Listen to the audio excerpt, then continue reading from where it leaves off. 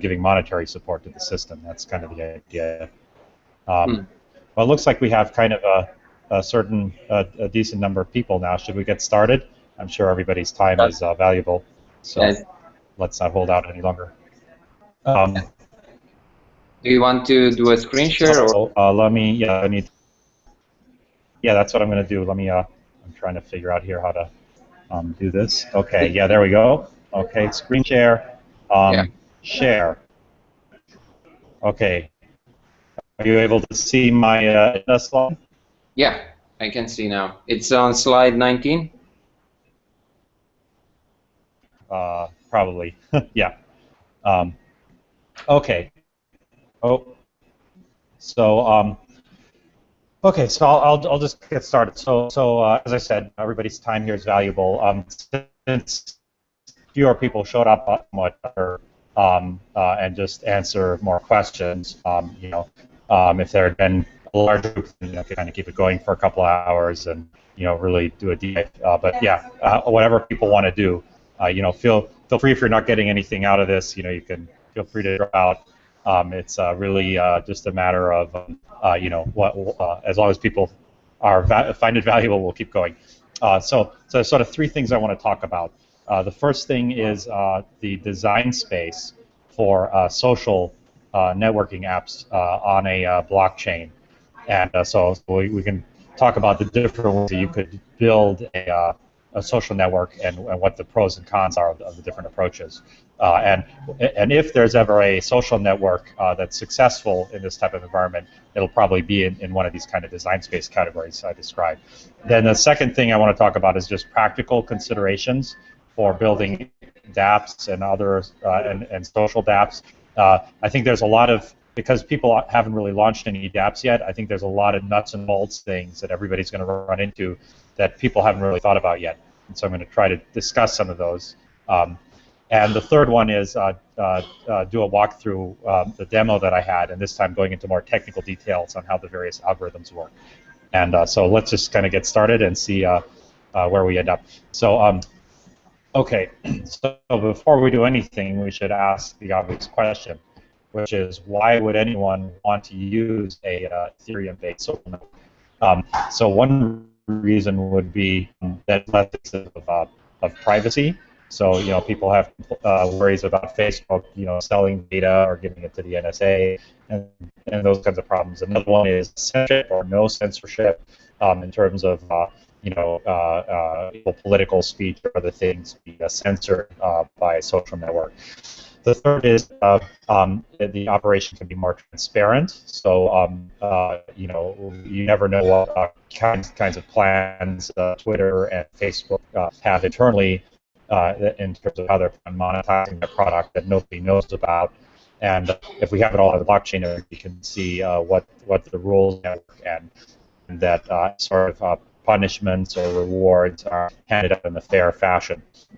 And the fourth reason would be that it's more robust. So there's 100, in theory, blockchain-based apps have 100% uptime, and there could be less latency because a lot of data is locally as opposed to on a centralized server. But that's very questionable whether that will actually exist in practice. And then there's a sort of view that I hear a lot in the cryptocurrency space, which is the idea that there's advertising companies that make all the money, basically giving us ads, and wouldn't it be great if people who sell products and users, if they could just form a direct link without the middleman of the ad company, and so the ad companies or companies with products just pay people to watch ads instead of having ad companies. Now I think that's a very nice idea, but I don't really think any of these 5 ideas are really for the average user. So I think most people don't care about the fact that Facebook invades their privacy, that there's censorship, and none of these points really are compelling. I think the only thing that can be compelling and what get people to use a social network that's based on a blockchain at this point is that the content has to be better in a new social network. Because I think the other reasons just aren't compelling enough. Does anybody have any other views on this in terms of, can they think of any other reasons why people would want to use a social networking app that runs on a blockchain? From my perspective, you hit the nail on the head on all these six. I can't think of another one at the moment. Okay, so let's keep going. Okay, so let me talk now about if we were to design a social network on Ethereum or another blockchain, like how could it work? What are the design parameters that we have? And so we're not looking at, is this valuable? Would anyone use this? We're just thinking of what are the various dimensions in the design space that are possible.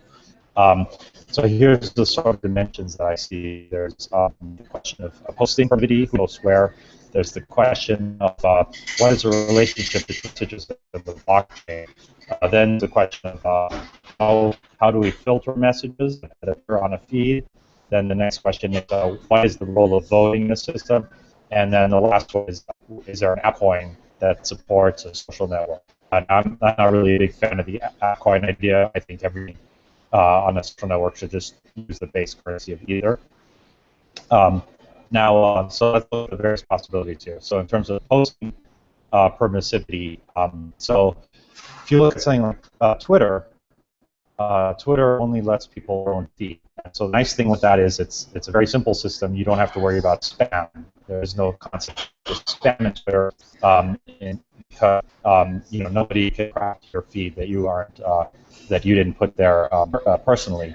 Then on the other extreme, you have something like Reddit, where anybody can post anywhere, and what you have there is a situation where you need good spam controls, and so they use a system of a combination of moderation and of statistical voting on stories to prevent that. And then in the middle, you have things where that have sort of aspects of both, where you limit who can post where to some degree. And so an example of that is Facebook. So let's look at the next dimension that we could use. So the next dimension is what is the relationship between message chains. So at the most basic level, problem with doing any kind of work in Ethereum is that we have no idea how much transaction costs are going to cost. So it's possible that if we store any kind of hash of the blockchain, that it could cost 50 cents or something to post a story to feed, and that would make it not viable as a social network. So the question is until we know what block costs for transactions look like in terms of gas prices, it's really hard to know what's viable and how much data we can store on the blockchain.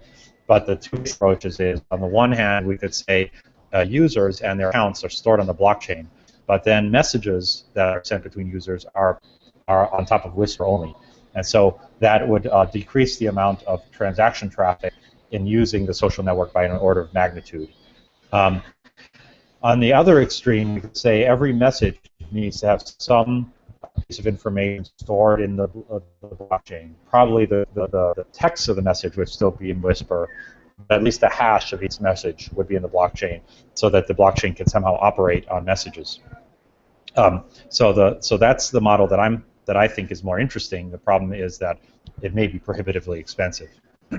Now you could come up with a third route, which is described in the middle here, and I don't really know I haven't read all the technical implications of this yet, but the idea here is that since people can sign messages that go over Whisper, maybe we can keep messages completely inside of the Whisper network, but then in certain situations, people could lift a Whisper message into the blockchain. So an example of that would be, let's say somebody sends spam, and maybe in order for the spam protection, somebody would be able to essentially, in order to limit spam, they would pull a message out of the Whisper network that they received that was an example of spam that user X sent to them, and then we put that message into the blockchain, and the blockchain can somehow prove, yes, this message came from person X because of the signature, And so that would from declaring somebody as a spammer without having proof that they sent you a message. So that's an interesting sort of third route. So that would mean that most messages would happen over Whisper, but then in certain special circumstances, we lift them into the smart contract in order to, as a proof that somebody is a spammer, or maybe that somebody deserves a reward of some sort for sending a good message. Okay. Then the next question is, how do we filter our stories? So the one approach is moderation and or statistical voting, which is basically how Twitter or Reddit work. The second approach is whitelist, which is how Facebook works. The third approach is that only stories show up in a feed if the person posting them has a certain reputation. So this is the approach used by Scenario, which is a decentralized social network that people are currently trying to crowdfund.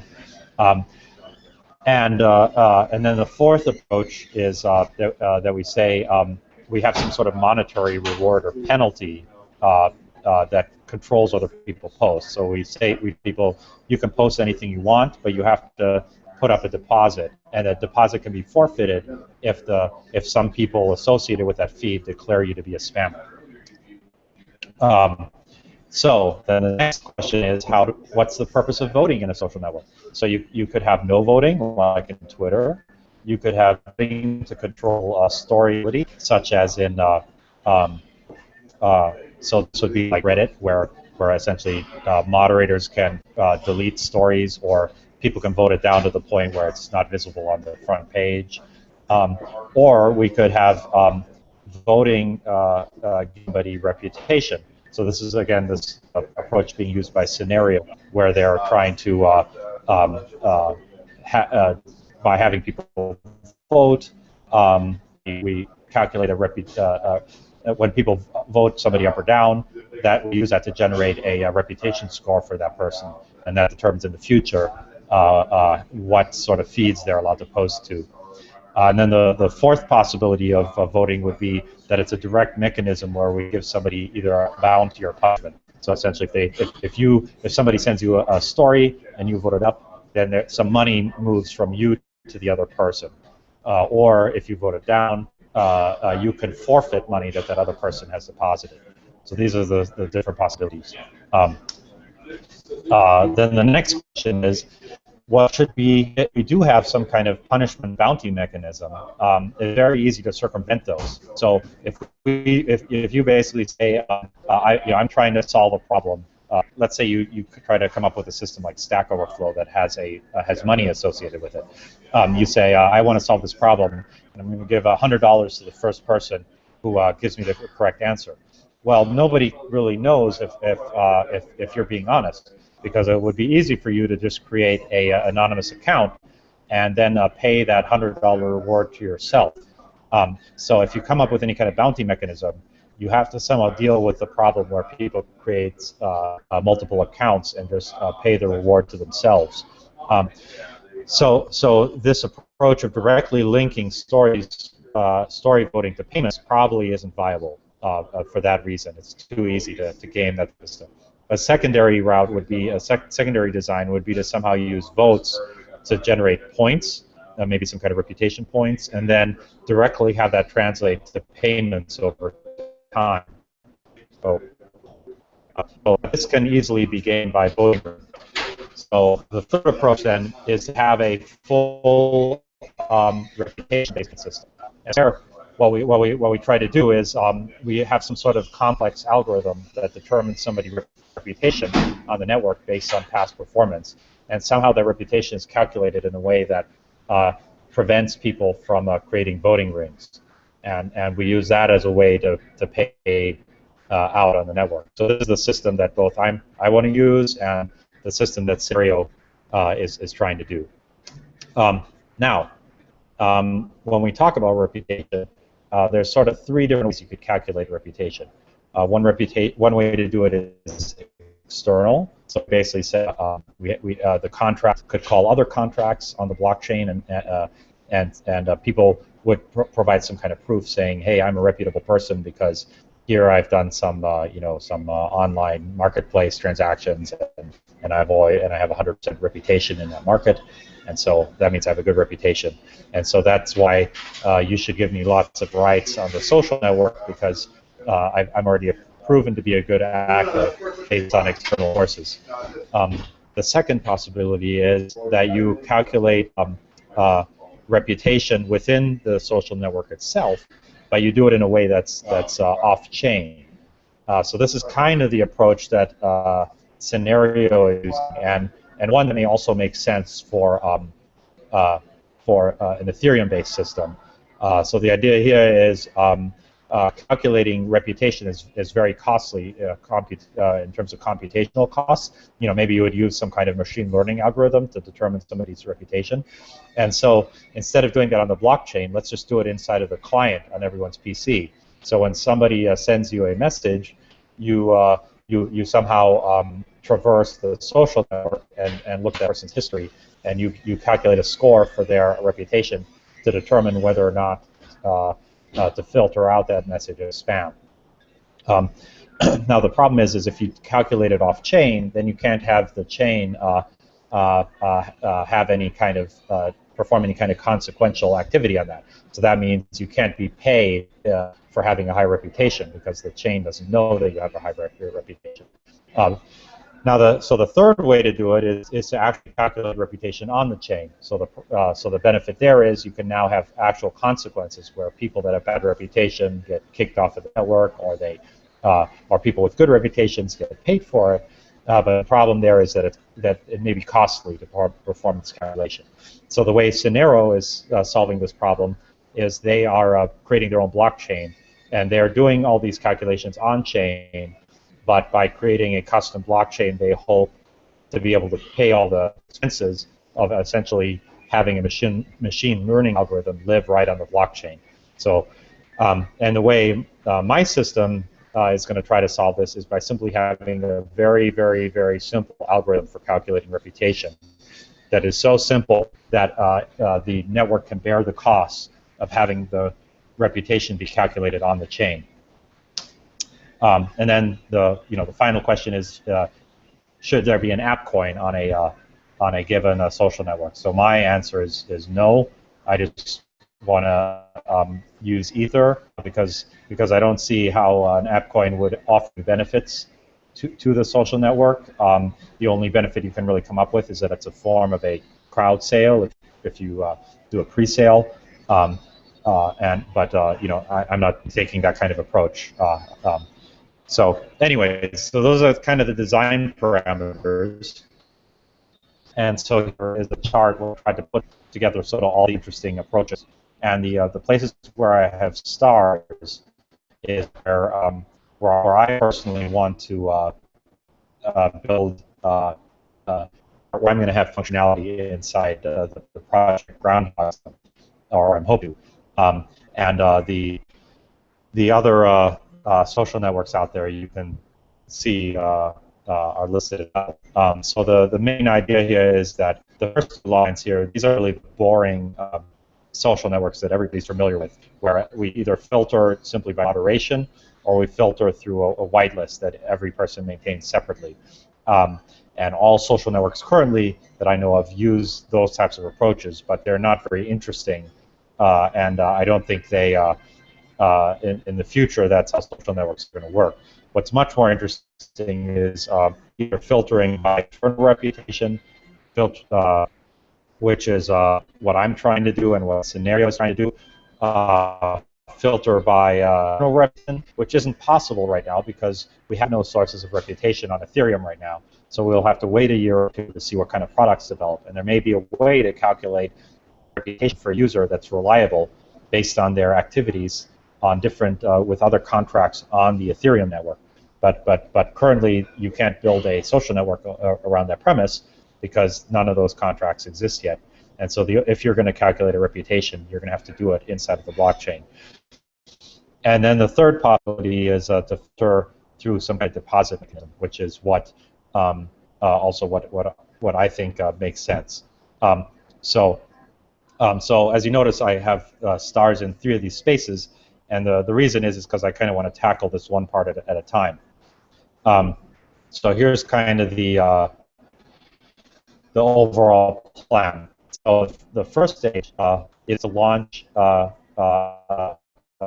program called Teeth with Twitter to Ether username Oracle contract. So this is going to be a centralized website that you can go to, claim your Twitter name, and the program is going to supply a smart contract on the Ethereum blockchain that acts like a name register, where your Twitter handle is a registered name, and you can prove ownership of your Twitter handle.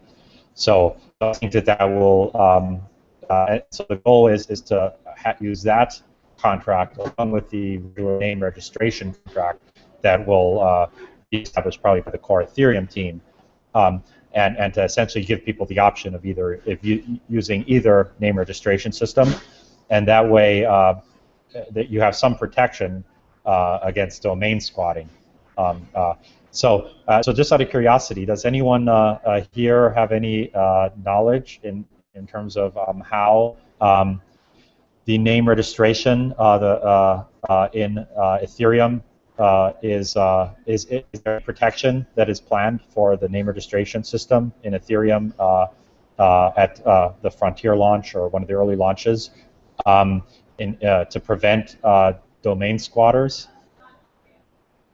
Things have changed quite a bit and quite a few times, so I'm not sure. Just one thing, it's unrelated to this. Is it possible to find a better spot or connection? Sometimes you're breaking up for short periods of time. Oh, so both the video and the audio? Just the audio. The video is the screen sharing is okay, but sometimes the audio sort of breaks down. I can try a different connection. Well, I don't want to mess with it. How bad is it? It's acceptable, I suppose. If anyone else has this problem, please write in the chat box, or if it's okay, we can just let it continue. Yeah, I don't want to make it worse by changing things. Okay. Okay. Okay. So. Okay. Right. So clearly, name registration right now is still an open issue with Ethereum, and we'll have to see how that plays out. Then the second. But in order to for people to use a social network, they need some kind of usable name registration system. So I'm hoping to launch something in parallel. It's a little more centralized as an alternative to whatever decentralized system the Ethereum team comes up with. And as the second thing I want to build is something that just has simple Twitter functionality. So if you see this previous chart. As I said, these first two rows are kind of the right ways of building a social network, but they're much easier to let people only to their own feed. Then that makes it very easy to develop smart contracts. So I want to launch that first, just because I think getting it out the door is going to be better than trying to build some kind of epic system and not getting completed. Then the third question is how. So then the third step would be to enable people to post to other people's feeds, which would make the program less like Twitter and more like Facebook, and in fact even more so than Facebook, because Facebook still limits very tightly what kind of walls you can post to. So I think this is it's compelling because it fills in a box right here that I don't think no current system is able to fill yet, because no current social network has a robust deposit mechanism for spam. And then the fourth thing that I would want to launch is something where we have a premium feature that allows together people who have more money that they want to spend, subscription fees, and we marry those people with the members of the network that have the highest reputation, and And so essentially, you put together people who are proven to produce compelling content. You put those together with people who are rich, and you do a money transfer, and you enable that kind of a system where it's essentially a pay for news type of service. And so I feel with that, it would be acceptable to have a small fee that goes for the development. So that's kind of the stages I'm thinking of. So now I'm kind of at the practical considerations section. So does anybody have any thoughts or opinions so far? I'd be curious to see the premium feeds, like the concept also being applied in interesting areas like civilian journalism and this sort of stuff. How could it be used in that regard? You know, having people broadcasting information, news, all this stuff from different locations when the thing happens. So that might be an interesting application of that concept. Yeah, so I think that makes total sense, and I want to build something that fills that kind of role. And the role that I see there is you want something where you have a feed, where you say, this feed is interested in a very specific, narrow type of news. And then what you want to be able to do is you want to give lots and lots of people, basically anybody in the network, access to that feed. But if you do that, usually you end up with spam. So there has to be some extra layer in the middle where essentially the citizen journalist can put up a deposit saying, I know you guys are going to like news, so I'm just going to pay $5 to be able to post this to this feed. And because I know it'll get more upvotes than downvotes, I will receive my deposit back. And so you get that combination of spam protection and still have it be very permissive to let anybody post. And essentially that means that people post timely news because if they're willing to put forth a deposit, you don't have to wait for a moderator to jump in. You can just let them post immediately as long as they can prove their deposit, and so that means you can have news appear immediately, even though the source of it could be spam, but it's not spam because or it's unlikely to be spam because the person will lose money if it is spam. So that's what I think is an interesting area. Definitely. Okay, so let me just kind of. Yeah. So let me look. And certainly I'm not saying my. I mean the design space is so big. I'm going to take one approach, and I'm sure there will be 5 or 10 other approaches in the next year, and somebody is going to win. And I'm just it's hard to know right now what the right combination of features is. Now, so I think one big question that I really don't have an answer for is sort of the role of profit in Ethereum. So Ethereum is an interesting space in that it essentially evolved out of a community that's very big on open source and on sort of donation-based development. But they're building a system that is most powerful when treated as a system built on economic incentives and direct payment for services. So this is really, I think, a really hard issue that Ethereum is going to have to grapple with. Because what I think can be dangerous with Ethereum is that we have this view that everything should be developed in sort of a donation or as a free through sort of hobbyist free development efforts. But if the community wants everybody to do that, then they're not really building on their strengths, which is that we have a reliable system for managing payments in a way that makes sense. So my view is that I'm hoping that Ethereum will move mainly into a direction where people developing contracts and building products are motivated by profit. They're very transparent, and the contracts are very transparent about what kind of profit they hope to make. And I think what we should do is follow the model that smart contracts allow pre-commitment to developers not to be jerks. So essentially, as Vitalik showed presented in his last talk from a couple of weeks ago, the idea that Twitter, once they became successful, they locked everything down and made all the alternative Twitter clients basically cut off their access to the API in order to maximize their profits. And so what we need to do is build a system where the contract says very clearly it both has information in it that makes it clear that the developers are going to play fairly, and at the same time, it should have some kind of transparent payment mechanism built in. So now that's separate from the question of should an application be open source or not. So I'm planning on having everything be open source, but that doesn't mean necessarily that I don't want there to be some kind of payment that goes towards development of the product and with a possible profit motive. So in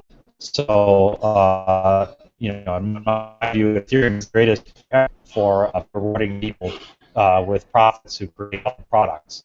And if the Ethereum community can get that out, I think I could really make Ethereum development push. If you tell people it has all the best part of typical open source donation-based development, and it's the best part of profit-seeking development. And so this is a cool question how Ethereum is which direction Ethereum development is going to go. So to me, Ethereum contracts are a meritocracy, and I think it makes sense that that should be contracts should have profit mechanisms for the creators. And if they don't, then you have to ask, well, why is this person creating this contract if they don't make any profit from it? Is it kind of lock-in, or is it a way to sell me or my personal information is good by having me participate? And so this is kind of hard a question. How it's going to play out. So does anyone have any opinions on that? Tough. All right, I'll keep going. Okay. Oh, yeah. By the way, can everyone you see the next part? Okay, it's back now. Never mind. Okay. Yeah, sorry I have a spotty connection. Can everyone hear me? Yeah. By the way, you also have the chat box where some people post questions, and there's a question related to if someone could be using one app, then use a different app with all the same data and user info. Yeah. It's. Let me see here. The problem is the full screen presentation chat. Let me see here. Well, we can take the questions also at the end of the presentation to not mess up too much. Let me know what it is, what people are saying. I guess I assume what the question is basically along the lines of if there's fees built into the contract, what's to stop somebody from just creating a clone of the whole system without the fees? And the answer, of course, is there's nothing. So the fees have to be very innocuous, and as I said, the vast majority of what I want to build into the system will not have any fees. So this deposit system for spam control, clearly there's money involved there, but the way the system is built, 100% of that is simply allocated to other users. So there's no money that goes to the developers at that point. The only thing would be that there will be some kind of premium subscription feature, and hopefully at that point, network effects and all of that would take hold, and so a small fee in that situation is acceptable. So the next question is admin powers in a smart contract. What is acceptable? And I don't think there's any answer for this yet. Should if so, I as a developer of this app, what should my powers be in terms of um, managing the network? Should they be, should I be completely, should I not exist? Should this all just be driven by smart contracts and just let the winds, however the blockchain is updated, should that just control everything? Or should the admin power be like godlike so that the developers of it can ban users and remove spam and other undesirable content. So I don't really know quite what the answer there is. But clearly, I figure for the first year, at least for my product, and I'm guessing for anyone else who's developing any kind of apps, a lot of admin power built in.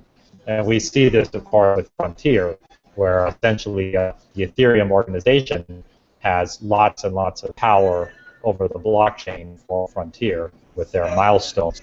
And at some point, they're going to give that up, hopefully with Homestead. And kind of the same model will exist for dApps, where early on they have admin built in, and those will be removed over time in terms of the bugs that will work out. The system has proven itself stable, and the admins are less important. A decentralized app, a central decision maker. But at least I view early on, my system will be pretty extreme, mainly just because there's lots of illegal content like terrorism and that kind of stuff, that terrorist content that I need some way of filtering that out. Certainly as time goes on, you can come up with systems to filter that out in more drastically or less drastically using like point systems and stuff, and things that will have to get out. And then in general, how bad is it for a smart contract to have a centralized power holder?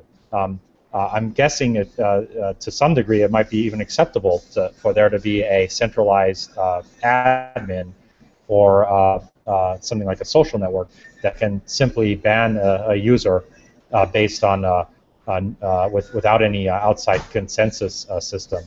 But I don't know. It's hard to say what the right line is. Clearly, for currency, we don't want there to be a central decision maker that decides what gets mined or that can decide what transactions get mined or confirmed. But for a social network, it'd be acceptable to have some level of central control. It's hard to say, and these are all things that people are gonna figure out over the next year.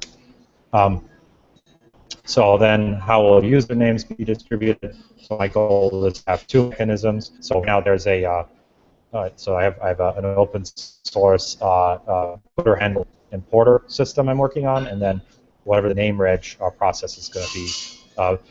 Both of those are going to be options. Probably number one is going to supersede number two. So essentially, if somebody domain squats your Twitter handle but you are able to prove that that's your Twitter handle, you get to own that username instead of the person who used the name reg. The only way that this would be different is if it ends up that name reg has robust domain squatting solutions, in which case that would be a better choice than the Twitter handle solution. And then the next question is what would be the relationship between my system and the World Wide Web?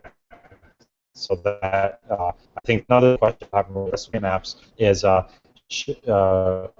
any of these apps going to be hybrid, where we have a regular internet component and also a component? So my goal would be that there would be a read-only portal that will let you view all of the feeds on the system, and that will be centralized, and anybody on the World Wide Web can look at it. But if you want to become an active participant, you have to be an Ethereum client user and go through that channel. And then, one thing that I think really interesting is the question of how we handle privacy and how we perform mining the social network graph of a social network.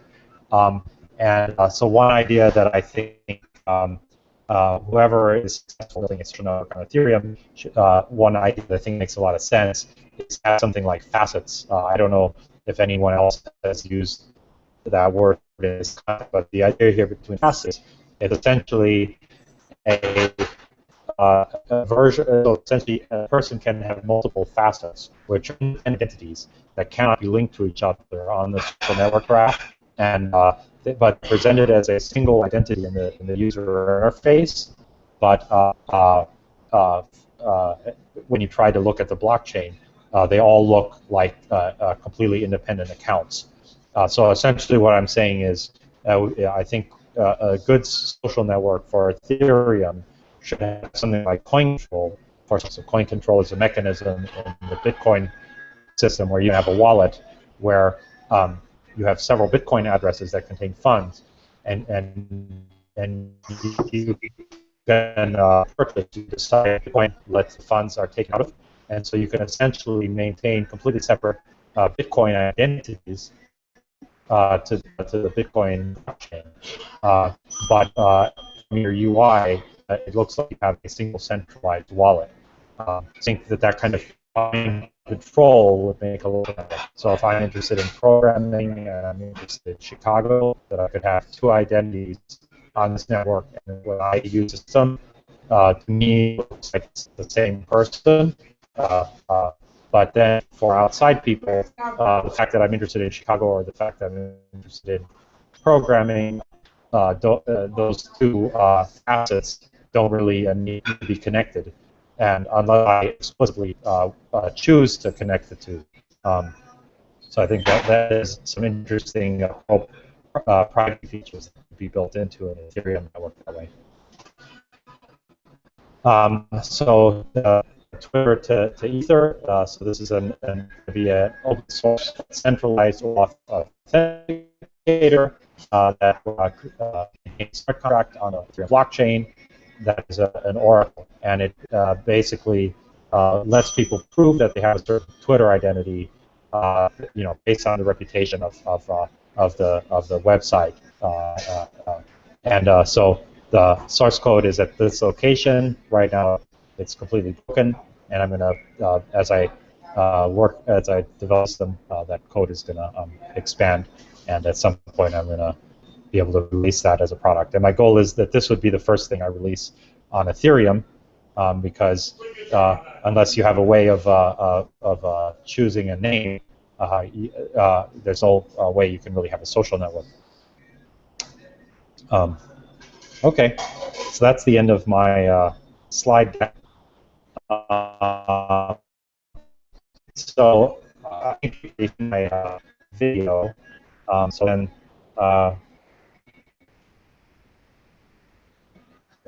Thanks for the presentation, Conrad. We also have Vitalik now I here. can either dig. Okay. Yeah. Hi, Vitalik. So then I guess the question, should we do people have questions? Should I walk through the presentation and give more detail on like the various different parts of the algorithm that I want to build, or have already built? How would people like to spend the rest of this time? I'm fine with either one. Which one do you prefer? Well, I guess first of all, are there any questions? Look at group chat now to see if there's anything interesting. Yeah, there are questions.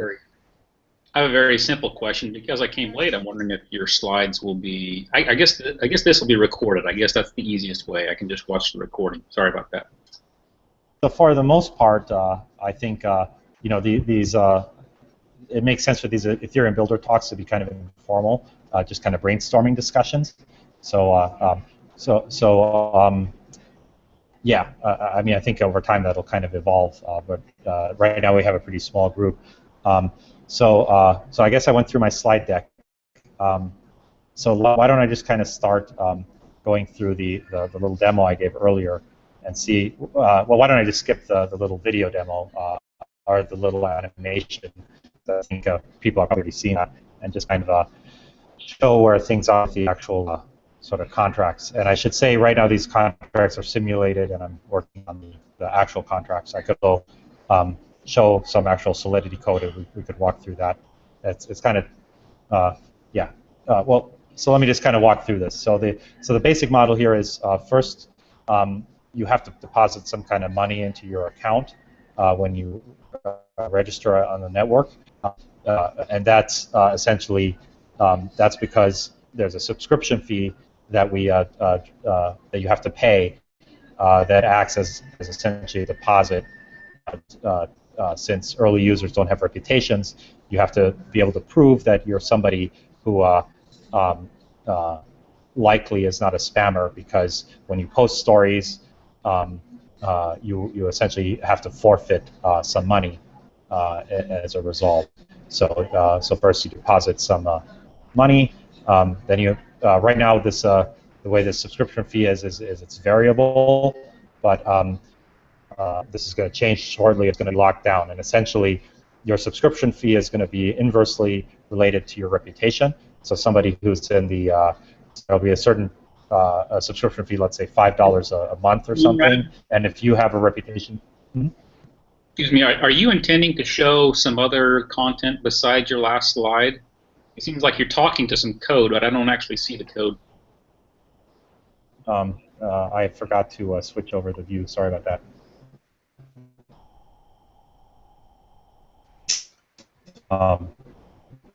Okay, there we go. Share. Yeah, thanks for that. So yeah, so I just registered a new account now, application, and so you have to pick a subscription fee, and the way this is going to work is a certain base fee, something like $5 a month, and the amount you have to pay will be multiply the years of your reputation. So if you have a reputation of 0, you'll have to pay the full $5. If you have a reputation 100, where you're in the 100th percentile of reputation, your subscription fee would be 0. So newcomers to the system have to pay a higher subscription fee, and then you get to pick a username. So this will I'm working on a way. The way this is really going to work is either be linked to the name reg contract or to this separate Twitter name registration oracle that I'm creating, and then sort of what's unique about it is that you then indicate what stories you're interested in. So you can say stories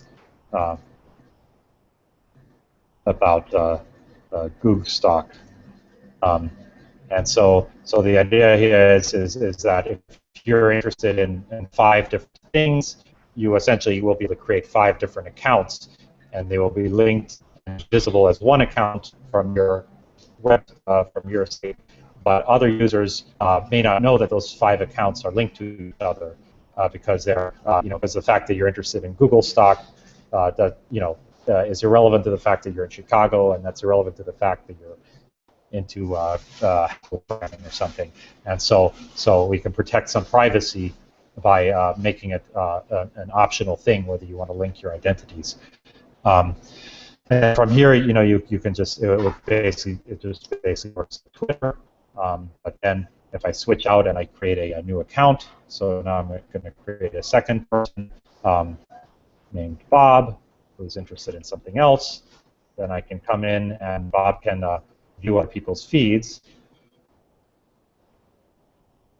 and go to Susie's site and then post stories essentially to Susie's wall, and then but there's a punishment mechanism that Susie now has where if she decides to downvote Bob, it will hurt Bob's reputation, whereas if she recommends Bob, then it improves his reputation. And the way that it's done is through this sort of animal collection system.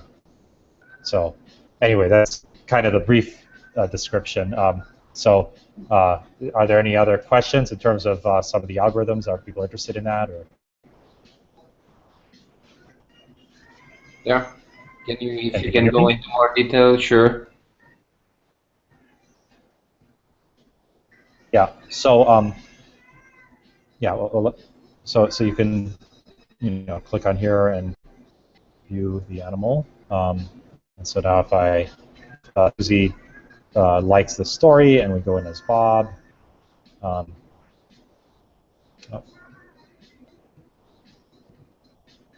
I'm kind of repeating what I already have in my video, so yeah, so Bob now got a new animal for for being liked by Susie, and then we can see that here.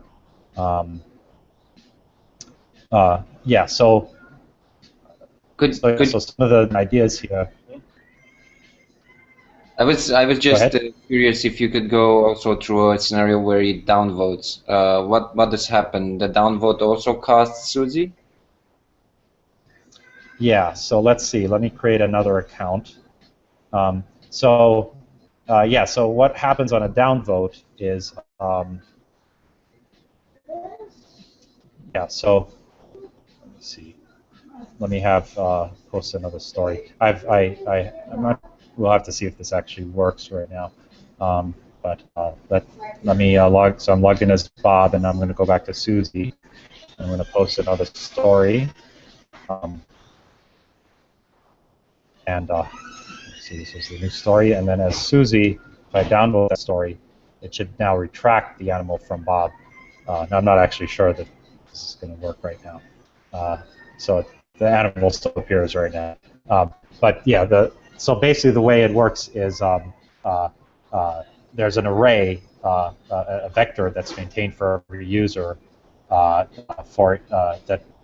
is stored on the blockchain of 100 for basically an integer for each of the 100 animals that goes from 0 to 1,000.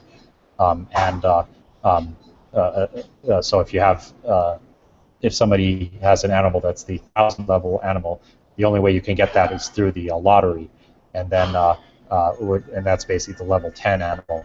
And then whenever you pass that down to somebody, it gets multiplied by 80%, the amount of animal value that the next person gets. So if you like somebody's story, that animal gets degraded as part of that. So one thing that the system also has to keep track of is that when somebody has when somebody is down, when you downvote somebody, but you have animals that they do not have, you can't really exert any direct punishment on them. So instead, what the system does is it also has track of a vector of negative values. So if you dislike somebody, even if they get liked by somebody who has similar animals, that person will not get rewarded as highly because if two people have the same animal and one of them likes you and one dislikes you, you want that to count because matters. There's a positive amount for each animal. So anyway, it's kind of rambling here. But, maybe this is kind of the end of the presentation, unless somebody wants to ask a question. So one of the things I did as part of this is I created a contract for measuring percentiles, for keeping track of percentiles on the blockchain. And so you can, if you look at the Docker code GitHub repo, there's a contract there that maintains a sorted list of items that can efficiently calculate people's reputation and subscription percentile, which drive the amount of rewards they get in the system and how they can post in certain contexts. Okay, well, I'm going to wrap this up. Any more questions? Well, Vitalik is here, so if you also have a question regarding the domain squatters, he's more qualified than me to answer it. Yeah, I guess the question is just so once the Ethereum goes live with Frontier or whatever, there's going to be some kind of name registration system that probably most people are going to use. It's not going to be centralized, but I'm sure everyone's going to agree to standardize on one name registration or a small number of name registration contracts. And the question is, I'm just curious whether there's going to be any kind of domain squatting protection. Is somebody just going to be able to go in and very inexpensively take up all words in the English dictionary, or is there some other protection for that? So just to give a general overview to how the economics behind the name reg are going to work, the basic idea that we're thinking of right now is that it's an everyone pays auction. So the idea is that you start off like there's when you want to register a domain, you send in a transaction to the contract. That starts an auction, and the auction. And let's say you make your first bid, it could be something like 1 cent.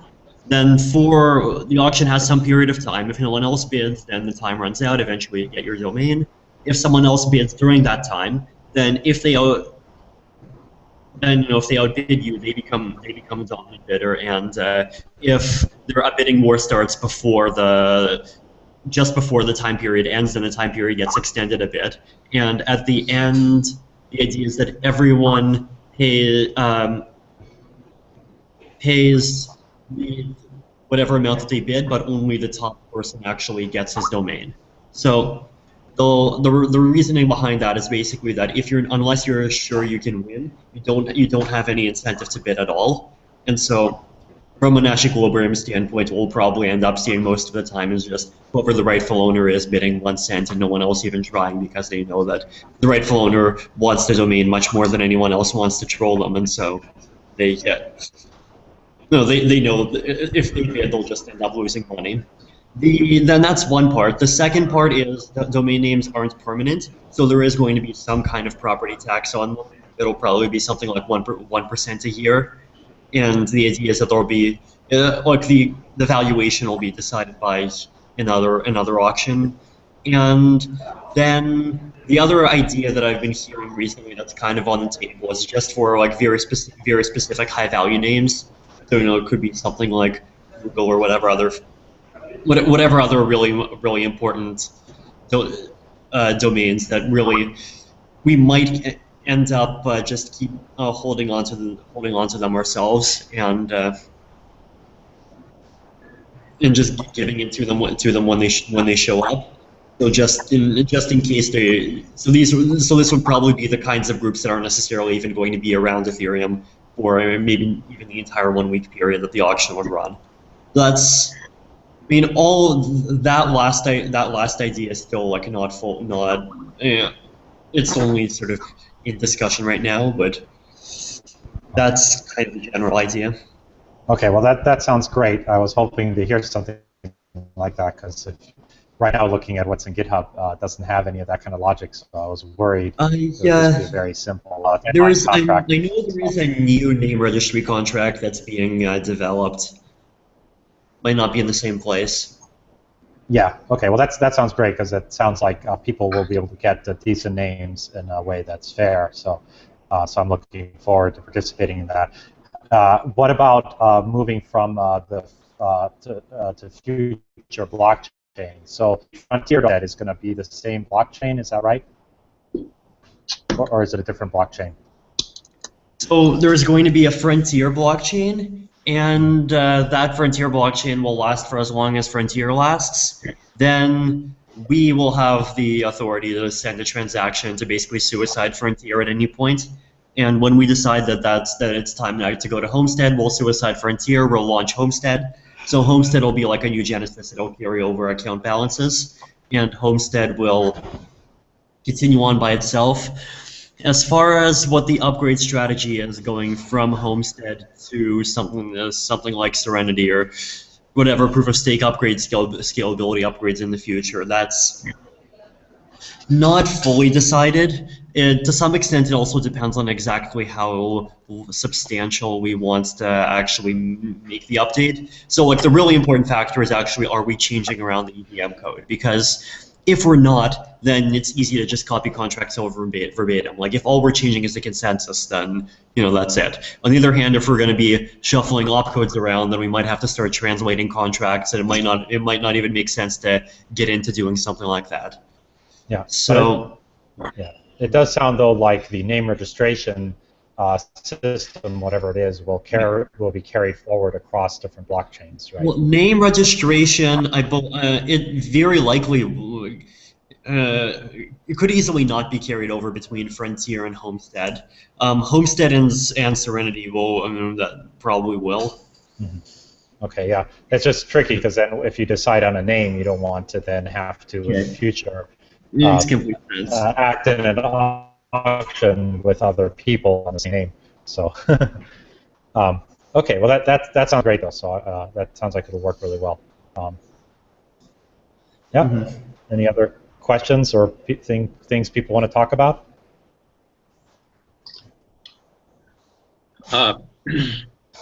Conrad, sorry I came in a little bit late.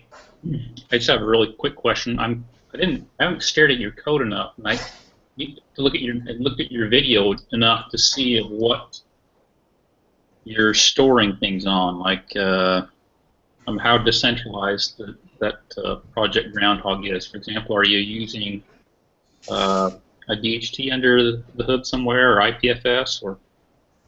Yeah, so I think my goal is that I mean it's really hard to know when these when things are going to be stable enough to actually launch a product, and in terms of my own time, but I'm guessing that I will want to launch something like a STAP before Swarm really is far enough along, but I don't really know what the schedule is on that. So if that's the case, then I'm probably going to have to serve my static files from a regular centralized website. And then I will only be using Whisper and, of course, the Ethereum blockchain.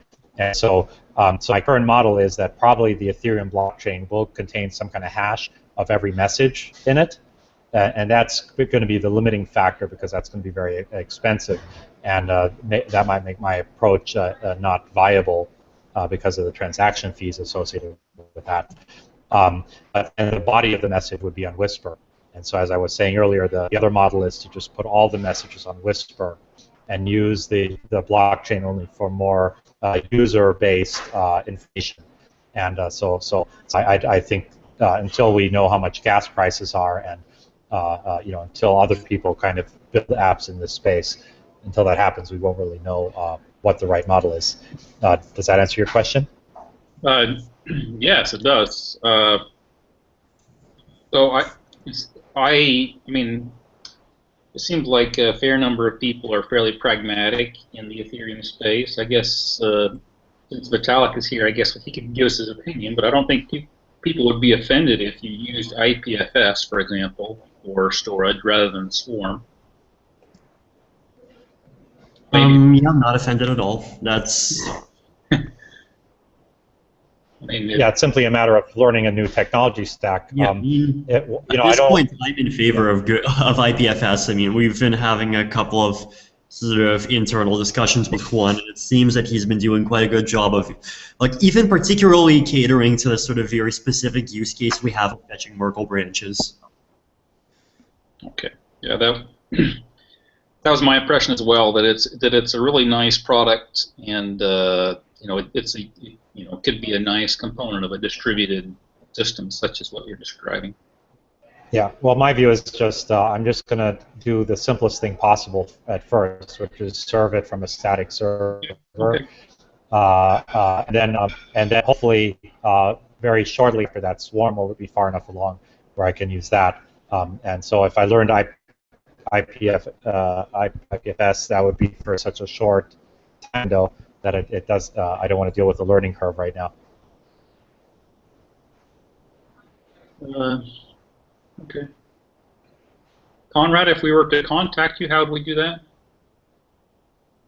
drcode@gmail.com. So I'll just type it into the chat window here. Okay. Thank you. Yep. Sounds like that's kind of the end of the discussion. All right, guys. Shall we wrap it up? Sure. Thanks again for making time to share all this stuff and for working on something as cool as this. I have just one question before we end this. Where did the name come from? Why groundhog? Well, I wanted to pick some kind of animal name, and until I'm kind of thinking that the name will change as soon as the name registration auction happens. So I just did kind of a temporary name, and I just thought that was a cute name. But it'll probably be based on some other animal when it lands. So I don't know which animal yet. Depends on what is inexpensive in the auction and sounds good. But it'll probably be some animal name, and maybe it'll be groundhog. But people might try to bid up that name. And then, of course, I found out that Eris has groundhog as their mascot, and so I don't want to necessarily have any. Marmots, right? There are two. Oh, is that a marmot? Yeah, I think they're with marmots. Oh, okay. Oh, okay. So that's safe then. So I don't have to worry about that. I just don't want to create any confusion between the brands. So that's just the reason. And yeah, I mean, maybe I'll just keep on using that name depending on. But I mean, I think the key thing now is, talk is cheap, and the big question is what kind of code people are going to be able to launch in the coming month or two. And I'm certainly going to do my best to have some kind of actual running code on the blockchain, some kind of actual dApp, and doing that by itself is going to be quite a challenge. So yeah, I'll be happy if I can just get anything at all working that's stable, like. Yeah.